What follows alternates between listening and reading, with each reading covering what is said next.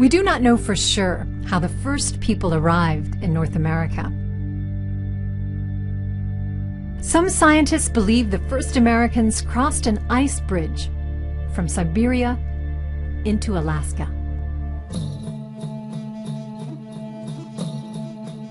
Prehistoric hunters who had followed mammoths and bison some 12,000 years ago and continued moving south following the hunt.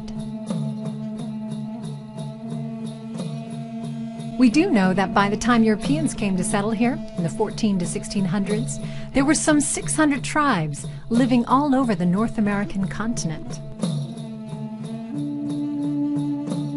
Weather and natural resources in each region influenced how a tribe lived. From the canyons in the arid Southwest to the windswept Midwestern plains where buffalo roamed, along the plentiful coastlines and into the woodlands. American Indians lived in harmony with nature. Our teepees were round, like the nests of birds, and these were always set in a circle, the nation's hoop, a nest of many nests, where the Great Spirits meant for us to hatch our children. Although each tribe was different, many shared traditions like storytelling, music, and dance. In some tribes, children played house. In others, they played with spirit dolls called kachinas. But life for the original Americans would change forever when Europeans arrived. It was the greatest upheaval they would ever face.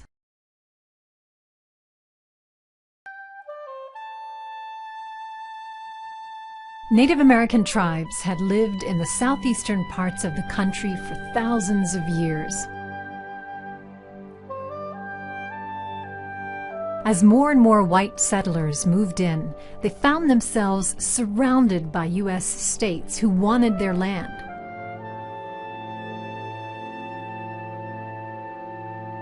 Settlers wanted to build new towns and take over farms and villages where American Indians lived. They believed that Native Americans should leave their homes. President Andrew Jackson agreed. He wanted to expand the U.S. In 1830, he passed a law called the Indian Removal Act. It led to one of the most tragic events in our country's history. Tens of thousands of American Indians were forced from their southeastern homelands into an unsettled area west of the Mississippi called Indian Territory. Hundreds died on the journey of hunger, cold, and exhaustion and sickness. Some tribes, like the Seminoles, fought to stay in the southeast, but they were eventually pushed out too. Within 7 years, all except the Cherokee had been moved west. The Cherokee tribe had challenged the law as unfair, and U.S. courts ruled that they could stay and live according to their own tribal laws and customs.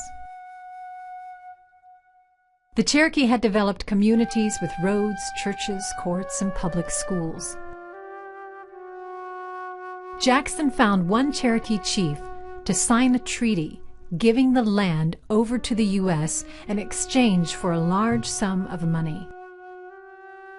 But most of the Cherokee people and leaders did not agree to the treaty. They did not agree to move. Instead, Army troops forced them to. The 800-mile journey was harsh, and the Cherokee were treated cruelly. Without enough to eat, lacking fresh water or proper sanitation, many Cherokee people died of disease. Some were forced into makeshift camps and kept in very poor conditions. More than a year later, those who survived the journey arrived in Indian Territory. About 4,000 Cherokee people died along the way. In the Cherokee language, this is called the Trail Where They Cried. The U.S. government never paid the money promised to the Cherokees. By 1837, the Indian Removal Act had forced 46,000 Native American people westward.